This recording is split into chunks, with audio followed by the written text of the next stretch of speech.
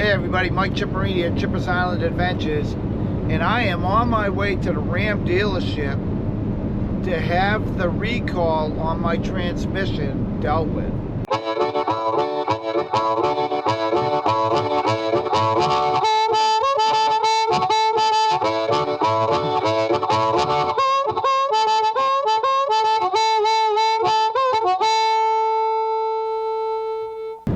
So hey everybody, it's a pretty brisk December morning, got a week or so before Christmas, and you know, I've been dreading this moment for a while because I don't like it when, you know, you got to have a recall done on something like a transmission. You know, the Onan generator recall wasn't bad, you know, it's just a little fuel hose. But when you're dealing with transmissions, boy, you know, they can be tricky. So my understanding is that they do a software update, and if the software update takes, you're all good, you know, you're good to go.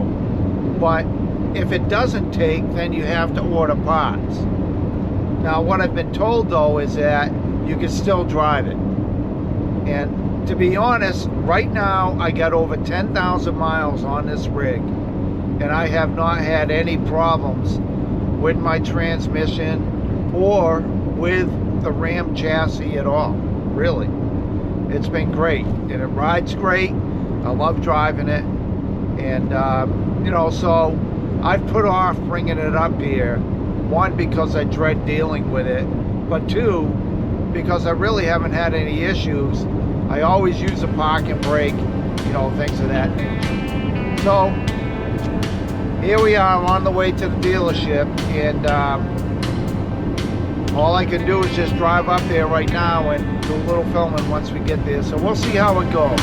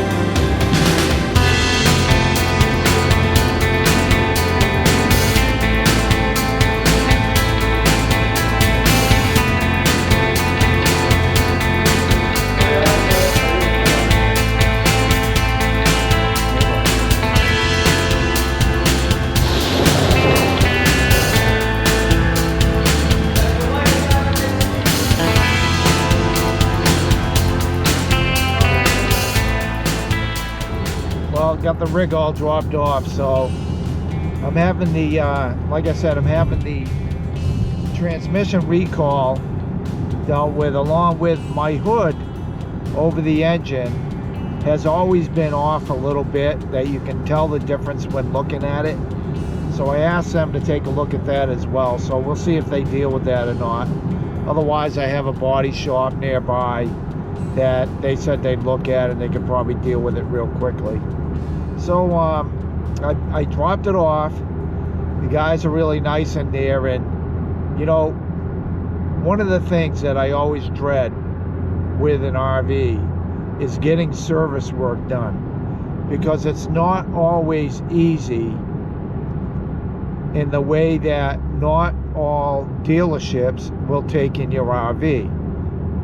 And for instance, they recommend that you go to a business link dealership, and hopefully they have a lift that is A, big enough to lift it, and B, has a clearance above it, so when it lifts there isn't an issue. this dealership has one lift out of about, I'd say 12 lifts in there. Only one will accommodate this RV. So I had the lovely Miss Jill pick me up. She's over here driving. Say hi. Hi. Yeah. Yeah. So she's gonna drive me home and wait on word. I guess this software update, it takes a couple hours to download into the system. And once they do that, then they can determine whether your transmission actually needs additional parts or new parts. So I'll find out all that later. What I'm hoping for is that I go there and they tell me, yep, you're all good to go, and I don't have any issues. Now, one of the things the guy told me, because I did ask, do you see anybody coming back after they've had this recall? And boy, that sun is brutal right now.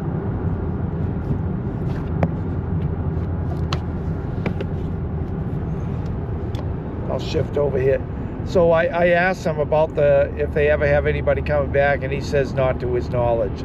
So it sounds like the recall fix is a good fix, and I'll be good to go for a while after this. So more to come.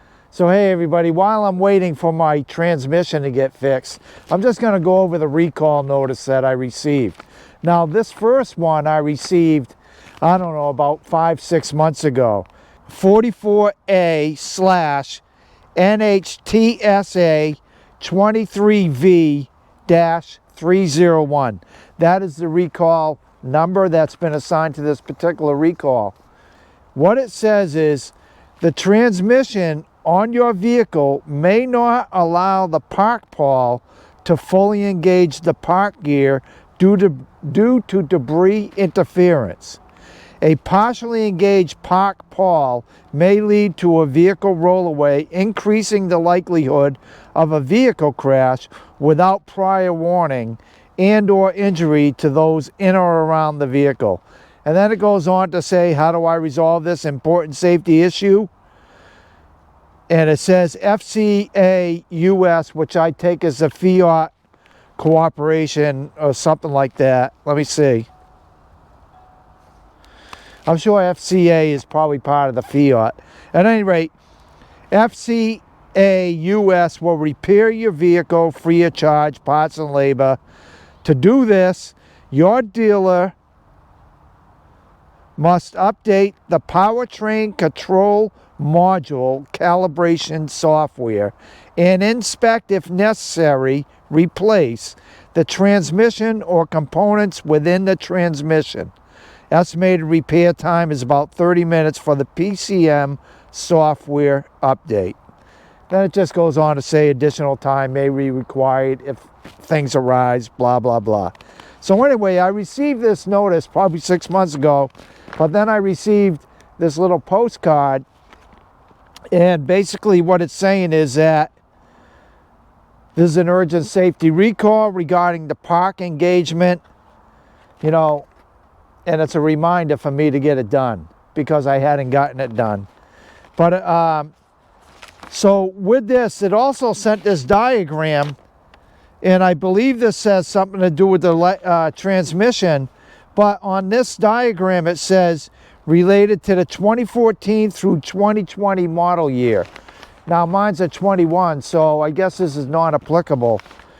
Like I've said, I've repeated this, and I'm going to say it one more time. I've been dreading doing this. I really have, because I really dislike having to take my vehicle anywhere, leave it, and particularly when it involves the transmission. That's always a scary thing. However, you know, I brought it up today. Everything looks to be going smooth. I haven't heard anything. I'm waiting for the phone call now, and hopefully I'll get it soon, and then I can go up and pick it up. So if you do receive this recall, it behooves you to go ahead and get it done. And otherwise, all is well, and I'm just waiting for the phone call. That's it for now. Well, we're headed back to the dealership after I got the call that the van is ready. And speaking to the service guy that I've been dealing with, he basically said that everything worked out pretty well, no problems. And the only issue is whether they were able to fix that, my hood, which is a little bit out of alignment, and it's not a real issue. It's just a visual thing. I mean, anybody with a decent eye can see that. So he was going to talk to the shop foreman to see if he could get that taken care of right now while I'm driving up there. So, you know, hopefully, you know, I don't have any problems later. You know, that can always happen where you have these software upgrades and then all of a sudden weird things start materializing in your rig. So we'll see what happens. That's all I can say. But I'm really happy that I was able to find this dealership, which is fairly close to my home, about 15 miles away, and get this issue taken care of. Because as I said earlier, I've been dreading doing this. Ram actually sent me a second notice because I hadn't addressed it yet, and here we are. So finally I got it done, and you know, I'm sure this is a problem across the board. People have a hard time finding a dealership that'll actually work on the chassis of your RV. Doesn't matter if it's a van or a Class C with a 450 on it, or I've heard it with Sprinter vans, and I've heard it with Mercedes chassis, that sometimes you get to a dealership and they just don't want to deal with working on an RV. So in a little bit we're going to be arriving at the dealership. So all for now. So I'm sitting in the van now and everything's good to go. It sounds good. We'll see how she drives, but I got to tell you, for being apprehensive, this worked out pretty good. And if you do have the recall notice for your Travato or for your Ram Promaster on your transmission, go ahead and get it done. One of the things these guys told me is that what happens is if you go in there for an oil change or something like that, they're going to ask you if you've had that recall done, and they're going to notify you of it. And they, you know, that alongside, you've probably been notified by Ram to have the recall done. So if you have an issue, it will be on you because you'll have been notified plenty of times. So just a little thought to consider. And with that, if you enjoyed this video, feel free to hit that thumbs up button, subscribe to my channel. All the best to all, and happy adventuring.